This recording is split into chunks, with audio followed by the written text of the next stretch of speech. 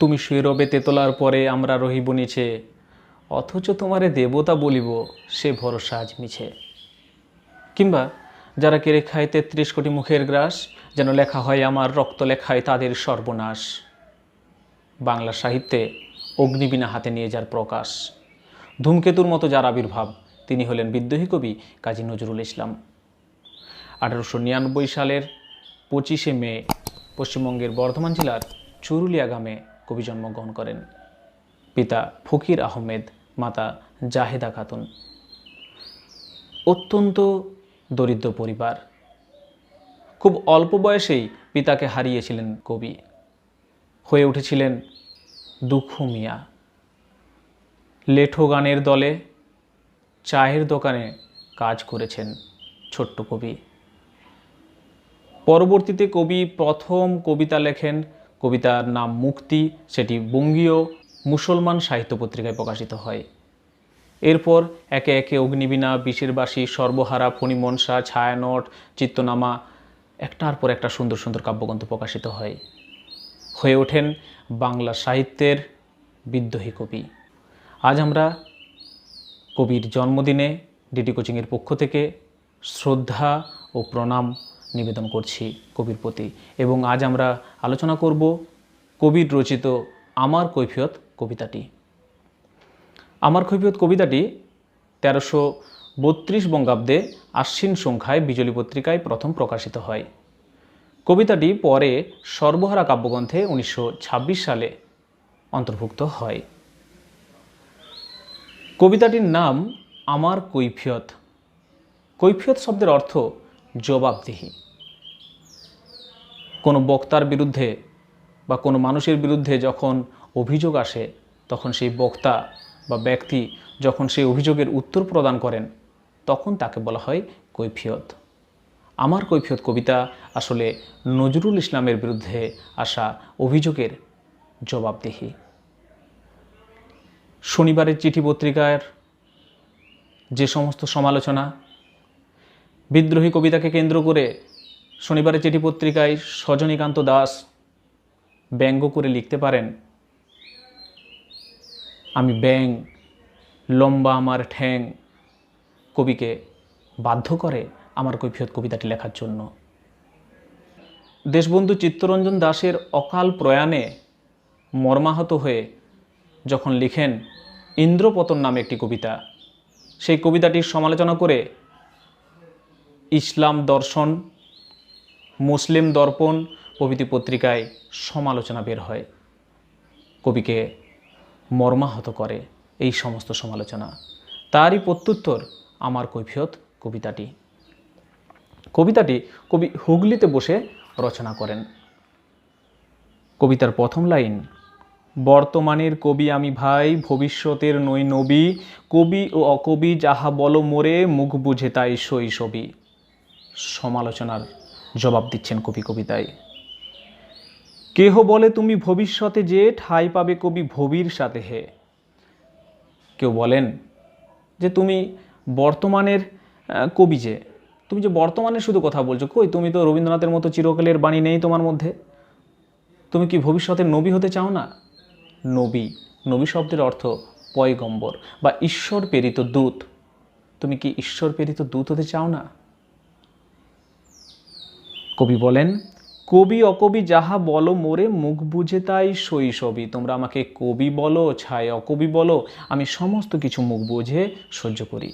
কেহ বলে তুমি ভবিষ্যতে যে, ঠাঁই পাবে কবি ভবির সাথে হে। ভবি অর্থাৎ ভবানী। অন্যভাবে বলা যায় একগুয়ে জেদি মেয়ে। অনেকে নজরুল ইসলামের কবিতার বাণী দেখে নজরুল ইসলামকে একগুয়ে মেয়ের পাশে ঠাঁই পাবে বলে সমালোচনা করে। যেমন বেরোয় রবির হাতে সে চিরকালে বাণী কই কবি, যেভাবে রবির হাতে চিরকালের বাণী বের হয়। কে তুমি পড়িছ বসি আমার কবিতাখানি কৌতূহল ভরে, আজি হতে শতবর্ষ পরে। আহা, 100 বছর পরে কি কবিতা পড়ছে? রবীন্দ্রনাথ বলতে পারেন। নজরুলের হাতে সেরকম কবিতা কই? অনেকে সমালোচনা করেন। যেমন বেরোয় রবির হাতে সে চিরকালে বাণী কই কবি, দূষিছে সবাই, সবাই আমাকে দোষ দিচ্ছে, আমি তবু গাই শুধু প্রভাতের ভৈরবী। আমি প্রভাতের ভৈরবী গাই। আমি নতুন একটা প্রভাতের ভৈরবী গান রচনা করি। নতুন দিনের সূচনা ঘটায় প্রভাতের ভৈরবী গান। ঠিক সেইভাবে আমি নতুন একটা দিন, যে দিনটা হবে পরাধীনতা মোচনের দিন, যে দিনটা হবে স্বাধীনতার দিন, যে দিনটা হবে সমস্ত রকম বন্ধন মোচনের দিন, আমি তারই ভৈরবী গান রচনা করি। কবি বন্ধুরা হতাশ হইয়া মোর লেখা পড়ে শ্বাস ফেলে। অনেকে কবি বন্ধু রয়েছেন যারা লেখা পড়ে দীর্ঘশ্বাস ফেলে, বলে কেজো ক্রমে হচ্ছে অকেজো পলিটিক্সের পাশ ঠেলে। অনেকে নজরুল ইসলামের মধ্যে পলিটিক্সের গন্ধ পান। নজরুল ইসলামের সাম্যবাদী কবিতা বের হওয়ার পর অনেকে ভাবেন কবি হয়তো সাম্যবাদী মন্ত্রে দীক্ষিত, এবং সেই জন্য সমালোচনা বের হয়। কেউ বলে পড়ে না কো বই, বয়ে গেছে ওটা। কেউ বলে ও বই পড়ে না, ও তো বয়ে গেছে, নষ্ট হয়ে গেছে।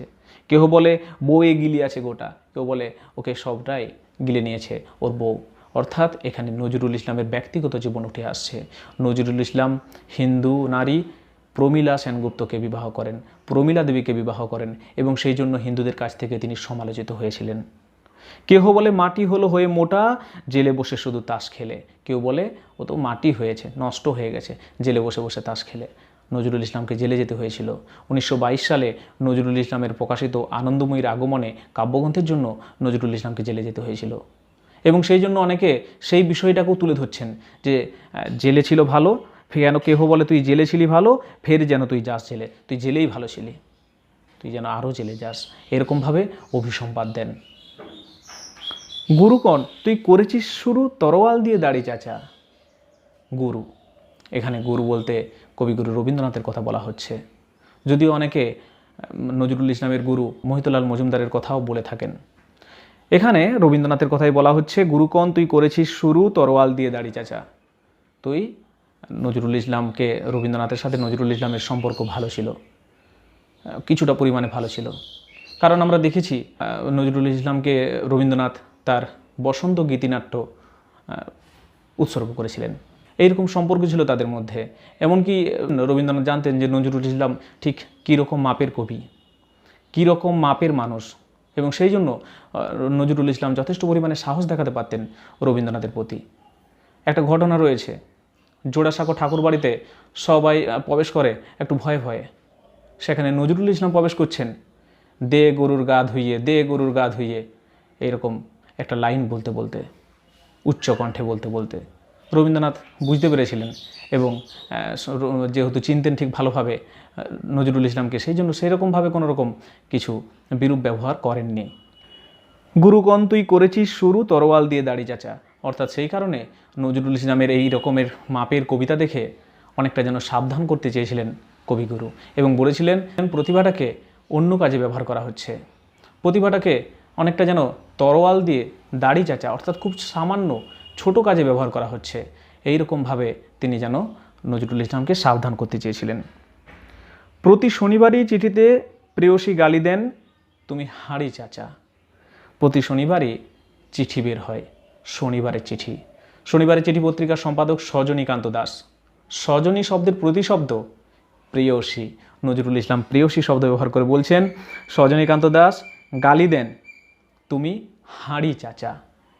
হাঁড়ি চাচা একটি পাখি, যে পাখির কণ্ঠ খুব কর্কশ, মধুর নয়, কোকিলের মতো মধুর নয়, এবং সেই জন্য নজরুল ইসলাম বলছেন, অনেকে সমালোচনা করে বলে তুমি হাঁড়ি চাচা, অর্থাৎ কর্কশ কণ্ঠে চিৎকার করো। আমি বলি প্রিয়ে হাটে হাড়ি ভাঙি, আমি বলি তাহলে ঠিক আছে প্রিয়ে, আমি হাটে হাড়ি ভাঙি। প্রিয়ে, প্রিয়ে অর্থাৎ সজনী, অর্থাৎ প্রেয়সী, অর্থাৎ সজনীকান্ত দাস। প্রেয়সী, আমি তাহলে প্রিয়ে আমি হাটে হাড়ি ভাঙি, তোমার সমস্ত ব্যক্তিগত বিষয় আমি বলে দিই, আমিও হাটে হাড়িটা ভাঙি। অমনি বন্ধ চিঠি তাড়াতাড়ি, অমনি শনিবারের চিঠি বন্ধ, আর কোনো সমালোচনা বের হয় না। সব ছেড়ে দিয়ে করিলাম বিয়ে, হিন্দুরাকণ আড়ি চাচা। সমস্ত ছেড়ে দিয়ে আমি বিয়ে করলাম প্রমীলা সেনগুপ্তকে, হিন্দুরা আমার সাথে আড়ি দিল, আমাকে বলল আড়ি চাচা। জবন আমি কাফের ভাবিয়া খুঁজি টিকি দাড়ি নারী কাছা। আমি খুঁজে পাই না, হিন্দুরা ভাবে আমি হিন্দু বিদ্বেষী, আমি জবন, মুসলমানরা ভাবে আমি মুসলিম বিদ্বেষী, কাফের, এবং এই রকমভাবে যখন আমি সমালোচিত হই, আমি খুঁজি কোথায় আমার টিকি রয়েছে, কোথায় আমার দাড়ি রয়েছে। এই সমস্ত কিছু খুঁজে না পেয়ে আমি নাড়ি কাছা মজা করে বলছেন। পরের স্তবকে এসে নজরুল ইসলাম বলছেন, মৌলবী যত মৌলবী আর মোল্লারা কোন হাত নেড়ে। মৌলভী অর্থাৎ মধুলোভী, যারা শুধুমাত্র মধুর সন্ধান করেন, অর্থাৎ স্বার্থান্বেষী কিছু মানুষ যারা মৌলভী, অর্থাৎ মুসলমান পণ্ডিত এবং মোল্লারা অর্থাৎ মুসলমান পুরোহিতেরা হাত নেড়ে আমাকে বলেন, ও দেবদেবী নাম মুখে আনে, ও দেবদেবীদের নিয়ে কবিতা লেখে। আনন্দময়ীর আগমনে কবিতায় নজরুল ইসলাম দেবী দুর্গাকে নিয়ে কবিতা লিখেছিলেন এবং সেই জন্য বলছেন দেবদেবী নাম মুখে আনে, সবে দাও পাজিটার জাত মেরে, ওই পাজিটার জাত নষ্ট করে দাও।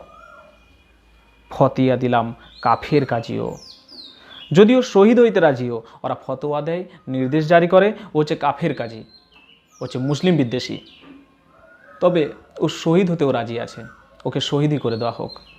এইভাবে সমালোচিত হতে হয়েছে নজরুল ইসলামকে।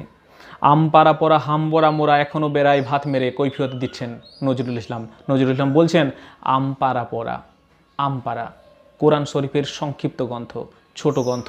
সেই আমপাড়া যারা পড়েছে সংক্ষিপ্ত গ্রন্থ পড়েছে, মূল কোরআন শরীফের গ্রন্থটি না পড়ে তার সংক্ষিপ্ত গ্রন্থটি যারা পড়েছে তারা সেই সমস্ত কিছু পড়ে নিজেদের মধ্যে সৃষ্টি হয়েছে হামবড়া ভাব, আমিত্ব ভাব, এবং তারা এখনও ভাত মেরে মেরে বেড়ায়, অর্থাৎ তারা স্বার্থান্বেষী মানুষ।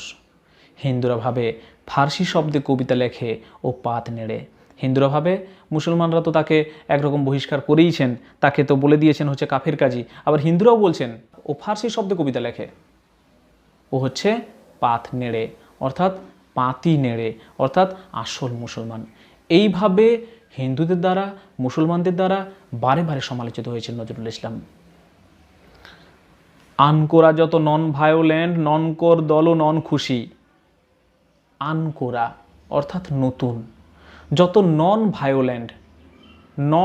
ভায়োলেন্ট অর্থাৎ অহিংস, নন কো অর্থাৎ নন কো অপারেশন অর্থাৎ অসহযোগী আন্দোলনের দল, কেউ খুশি নয় নজরুল ইসলামের প্রতি।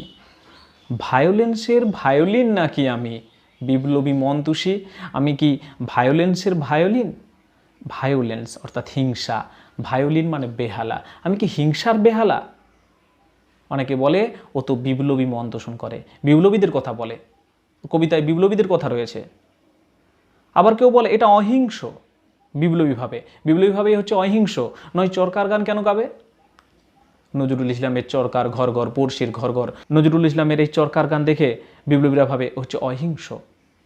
গোরারাম ভাবে নাস্তিক আমি, আবার যারা গোরারাম প্রাচীনপন্থী রামভক্ত তারা ভাবে হচ্ছে নাস্তিক, আবার পাতিরাম ভাবে কনফুসি, আবার পাতিরাম ভাবে এ হচ্ছে কনফুসিয়াসের মতাদর্শে বিশ্বাসী।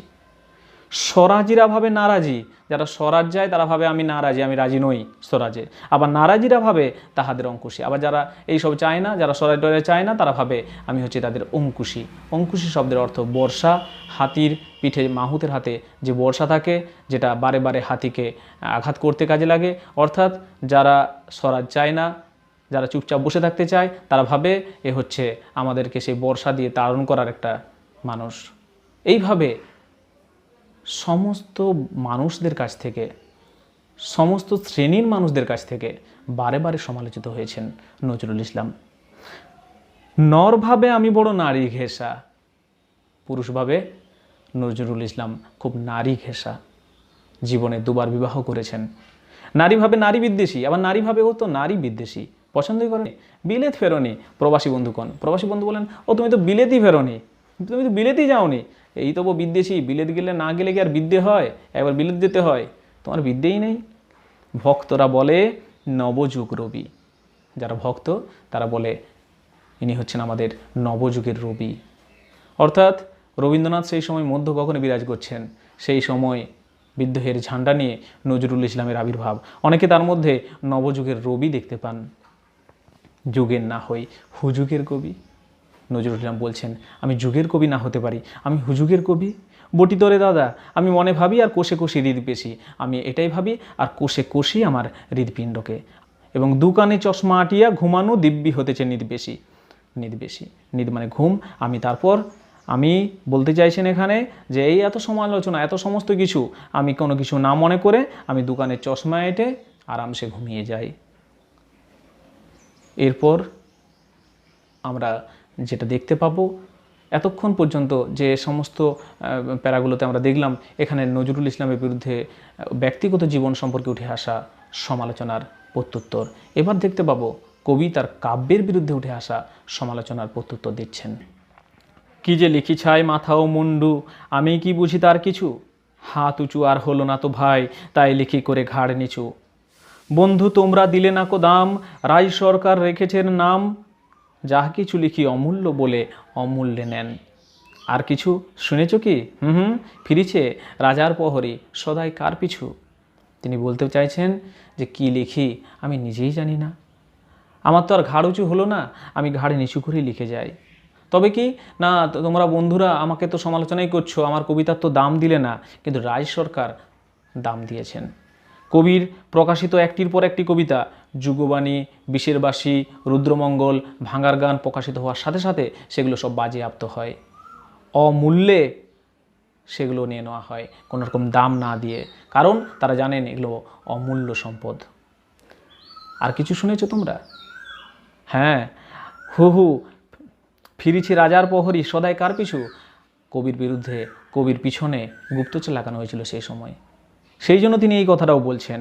বন্ধু তুমি তো দেখেছো আমার মনের মন্দিরে, হাড় কালি হলো শাসাতে নারিলু তবু পোড়া মন বন্দিরে, যতবার বাঁধি ছেড়েছে শিকল, মেরে মেরে তারে করিনু বিকল। কবি বলছেন যারা আমার বন্ধু তোমরা তো দেখেছো আমার মনের মন্দির, শুধুমাত্র হাড় কালি হলো, আমি নিজের মনকে বাঁধতে পারলাম না, আমার পোড়া মনকে আমি বন্দি করতে পারলাম না, যতবার বাঁধি সে শিকল ছেড়ে চলে যায়, সে প্রতিবাদ করতে বের হয়ে যায়, মেরে মেরে তারে করিনু বিকুল, আমি তাকে মেরে মেরে বিকল করলাম, তবু যদি কথা শোনে সে পাগল, তবু যদি আমার মন একটু কথা শোনে, মানিল না।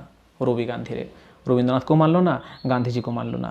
হঠাৎ জাগিয়া বাঘ খুঁজে পেরে নিশার আধারে বন চিরে, অনেক করে মনকে বোঝানোর চেষ্টা করি, কিন্তু মন সে বাঘের মতো নিশার অন্ধকারে, রাতের অন্ধকারে বিদ্রোহের ঝান্ডা নিয়ে বের হয়ে যায়। আমি বলি ওরে কথা শোন খেপা, দিব্যি আছিস খোশালে, আমি মনকে বোঝাই দিব্যি আছিস, বেশ ভালো আছিস, প্রায় হাফ নেতা হয়ে উঠেছিস, অনেকটা নেতা নেতা ভাব হয়ে উঠেছে, এবার এ দাও ফসকালে ফুল নেতা আর হবি না যে হাই, যদি এই সুযোগ তুই একবার ফসকাস আর ফুল নেতা হবি না। এই জন্য কী করতে হবে না, বক্তৃতা দিয়ে কাঁদিতে সবাই, বক্তৃতা দিতে দিতে সবাই একটু কাঁদতে হবে। নিজে নিজে কাঁদতে না পারলে কী করতে হবে না, গুড়ায় লঙ্কা পকেটেতে বোকা এই বেলা ঢোকা, গুঁড়া লঙ্কা পকেটে রাখতে হবে, সেই সুযোগে একটু চোখে লাগিয়ে নিতে হবে, মিথ্যা কান্নার অভিনয় করতে হবে, তবেই তো ফুল নেতা হতে পারবি। সেই তালে নিস্তর ফুটো ঘরটাও ছেয়ে নয় পস্তাবি শেষকালে, সেই তালে ফুটো ঘরটাও একটু ছাইয়ে নিস, নাহলে শেষকালে পস্তাতে হবে। সেই সময়ের সমসাময়িক রাজনৈতিক ব্যক্তিত্বদের যেরকম ভণ্ডামি আসল চরিত্র তিনি তুলে ধরছেন এখানে। বোঝে না যে সে, কবি বলছেন আমার মন বোঝে না, স্বার্থপর হতে পারে না আমার মন, চারণের বেশে ফেরে দেশে দেশে গান গেয়ে, চারণ কবির মতো গান করতে চায়, দেশে দেশে ঘুরে বেড়াতে চায়, গান শুনে সবে ভাবে ভাব নাকি, অনেকে গান শুনে ভাবে ওর ভাব নাকি, ওর দিন যাবে বে পান খেয়ে, ওর পান খেয়েই দিন চলে যাবে। রবে না কো ম্যালেরিয়া মহামারী, স্বরাজ আসিছে চড়ে জুড়ি গাড়ি, চাঁদা যায় তারা ক্ষুধার অন্ন এনে দেয়, কাঁদে ছেলে মেয়ে, মাতা কয় ওরে চুপ হতভাগা, স্বরাজ আসে যে দেখছে। সেই সময় স্বরাজের নেশা, স্বরাজ চায় সবাই, স্বাধীনতা চায়, এবং সেই স্বাধীনতার স্বপ্ন দেখে প্রত্যেকটা মানুষ ভাবে আমাদের দেশে আর ম্যালেরিয়া থাকবে না, মহামারী থাকবে না, স্বরাজ আসবে জুড়ি গাড়ি চড়ে, ঘোড়ায় টানা গাড়ি করে চড়ে আসবে আমাদের স্বাধীনতা। এবং সবাই চাঁদা চায় স্বরাজ এনে দেওয়ার জন্য, স্বাধীনতা এনে দেওয়ার জন্য একদল মানুষ সেই সময় চাঁদা আদায় করে, ঘরে ঘরে টাকা নেই, পয়সা নেই, ক্ষুধিত মানুষ তারা কি করে না, ক্ষুধার অন্ন এনে দেয়, ছেলে কাঁদে খাওয়ার জন্য, ছেলেকে খেতে না দিয়ে সেই টাকা নিয়ে এসে তুলে দেয় স্বরাজ সন্ধানী মানুষগুলোর হাতে। ক্ষুধাতুর শিশু চায় না স্বরাজ, চাই দুটো ভাত একটু নুন, বেলা বয়ে যায় খায়নি কো বাছা, কচি পেটে তার জলে আগুন। ক্ষুধাতুর শিশু, সে কি বোঝে কোনটা স্বাধীনতা কোনটা স্বরাজ? সে বোঝে না, সে বোঝে খিদা কি জিনিস, দুটি খেতে চায় কিন্তু খেতে তো পায় না, তার খাওয়ার যে অন্ন, খাওয়ার যে টাকা, সেই টাকাটা তুলে দেওয়া হয়েছে স্বরাজ সন্ধানী মানুষগুলোর কাছে, কচি পেটে আগুন জ্বলে। কবি বলছেন পারি না আমি এরকম মুহূর্তে। কেঁদে ছুটে আসি পাগলের প্রায়, স্বরাজের নেশা কোথা ছুটে যায়। কেঁদে বলি, ওগো ভগবান তুমি আজিও আছো কি? কালিও চুন কেন ওঠে না কো তাহাদের গালে, যারা খায় ওই শিশুর খুন, ওই শিশুর রক্ত যারা খায়, কেন তাদের মুখে চুনকালি পড়ে না? কেন তাদের মুখে কলঙ্ক পড়ে না? আমি আর থাকতে পারি না, আমি আর স্বরাজের নেশা নিয়ে আমি থাকতে পারি না। ধূমকেতু পত্রিকায় নজরুল ইসলাম বলেছিলেন, স্বরাজ টরাজ বুঝি না, ওসব এক একজন মহারথী এক এক করে থাকেন। আসল আমি চাই স্বাধীনতা, আমাদের ভারতবর্ষের কোনো অংশ বিদেশিদের হাতে থাকবে না, এটাই তিনি চেয়েছিলেন। এবং সেই জন্য বলছেন, আমি পাগলের মতো ছুটে আসি, আমার কবিতা পাগলের মতো হয়ে যায়। সেই জন্য আমরা তো জানি স্বরাজ আনিতে পোড়া বার্তাকু এনেছি খাস। আমরা তো জানি আমরা স্বাধীনতা আনতে পারিনি, আমরা পোড়া বার্তাকু অর্থাৎ বেগুন পোড়া, অর্থাৎ বেগুন পোড়া, পোড়া বার্তাকু অর্থাৎ পোড়া বেগুন এনেছি। কত শত ক্ষুধিত শিশুর ক্ষুধা নিগাড়িয়া কাড়িয়া গ্রাস, কত ক্ষুধিত শিশুর ক্ষুধাটাকে নিগাড়ি নিয়ে আমরা নিংড়ে নিয়ে এসে তাদের খাবার গ্রাসটাকে কেড়ে নিয়ে এসেছি আমরা। এলো কোটি টাকা, চাঁদা আদায় হলো, এলো কোটি কোটি টাকা, এলো না স্বরাজ, কিন্তু স্বরাজ এলো না। টাকা দিতে না রে ভিখারি সমাজ, ভিখারি সমাজ টাকা দিতে পারে না। মার বুক হতে ছেলে কেড়ে খায়, মার বুক থেকে তারা ছেলেকে কেড়ে খায়। মোরা বলি বাঘ খাও হে ঘাস, আমরা বলি বাঘ তুমি খাও হে ঘাস। অর্থাৎ কবি বলছেন, আমার মনকে তখন বলা হয় তুমি অহিংস হও, তুমি হিংস্র হচ্ছ কেন? বাঘ তুমি ঘাস খাও। কবি বলছেন এই সময়ে বাঘ তো আর ঘাস খেয়ে থাকতে পারবে না, মাংস তাকে খেতেই হবে, অর্থাৎ সহিংস তাকে হতেই হবে। কারণ আমি যে দেখেছি, হেরুনু দেখিলাম জননী মাগিছে ভিক্ষা ঢেকে রেখে ঘরে ছেলের লাশ, নিজের ছেলের লাশটাকে ঘরে ঢাকা দিয়ে নিজের খাওয়ার জন্য ভিক্ষা মাগছেন জননী। আমি কি করে থাকি? বন্ধু আর বলিতে পারি না, বড় বিষ জ্বালা এই বুকে, দেখিয়া শুনিয়া খেপিয়া গিয়াছি তাই যাহা আসে কই মুখে। আমি তো আর থাকতে পারি না, বড় বিষ জ্বালা, সেই বিষ জ্বালা নিয়ে আমি ছুটে আসি। রক্ত ঝরাতে পারি না তো একা, তাই লিখে যাই এ রক্ত লেখা। আমি তো আর একা তরোয়াল নিয়ে যুদ্ধ করতে নামতে পারি না, আমি লিখে যাই এই রক্ত লেখা। বড় কথা বড় ভাব আসে না কো মাথায়, বন্ধু বড় দুঃখে। এই দুঃখের জন্য আমার অত বড় বড় ভাব, বড় বড় কথা, রোমান্টিসিজমের কথা আমার আসে না। অমর কাব্য তোমরা লিখিও, যারা অমর কাব্য লিখতে চাও, যারা রোমান্টিসিজম নিয়ে কাব্য লিখতে চাও, তোমরা লিখো বন্ধু, যাহারা আছো সুখে, যারা সুখে আছো। পরোয়া করি না, আমি কোনো পরোয়া করি না, বাঁচি বা না বাঁচি যুগের হুজুগ কেটে গেলে হয়তো একদিন দেশে স্বাধীনতা আসবে, আমার এই কবিতাগুলো হয়তো অর্থহীন হয়ে পড়বে। আমি চাই না, আমি সেগুলো নিয়ে আমি সেগুলোকে ভাবি না, আমি সেগুলোকে পরোয়া করি না। কারণ মাথার উপরে জ্বলিছেন রবি, রবীন্দ্রনাথ রয়েছেন মাথার উপরে, রয়েছে সোনার শত ছেলে, সোনার শত শত ছেলে রয়েছে, যারা ওই সমস্ত বিষয় নিয়ে কাব্য সাহিত্য রচনা করছে, ভাণ্ডার পূর্ণ করছে। দূরে বহু দূরে স্বপ্নলেকে উজ্জয়িনীপুরে, খুঁজিতে গেছিনু কবে শিপ্রা নদী পারে, সেই পূর্ব জন্মের প্রথমা পিয়ারে। লিখছেন রবীন্দ্রনাথ, লিখছেন আরও সোনা বাংলার শত শত ছেলে লিখছেন সে রোমান্টিসিজমের কথা। আমি প্রার্থনা করি, যারা কেড়ে খায় ৩৩ কোটি মুখের গ্রাস, যেন লেখা হয় আমার রক্ত লেখায় তাদের সর্বনাশ। আমি এটুকুই চাই, যারা ৩৩ কোটি ভারতবাসীর মুখের গ্রাস কেড়ে খাচ্ছে, আমার রক্ত লেখা যেন তাদের সর্বনাশ করতে পারে। এই হলো আমার কৈফিয়ত। কবি নজরুল ইসলামের প্রতি জন্মদিনে আমরা ডিডি কোচিংয়ের পক্ষ থেকে আন্তরিক শ্রদ্ধা ও ভক্তি নিবেদন করি। আমাদের এই আলোচনাটি ভালো লাগলে অবশ্যই একটি লাইক ও বন্ধুদের মধ্যে শেয়ার করে আমাদের এই প্রচেষ্টাকে সবার মাঝে ছড়িয়ে দিন। আপনারাই পারেন আমাদের এই প্রচেষ্টাকে সবার কাছে পৌঁছে দিতে। যদি ভালো লাগে অবশ্যই শেয়ার করুন। ভালো থাকুন, পড়াশোনাতে থাকুন। ধন্যবাদ।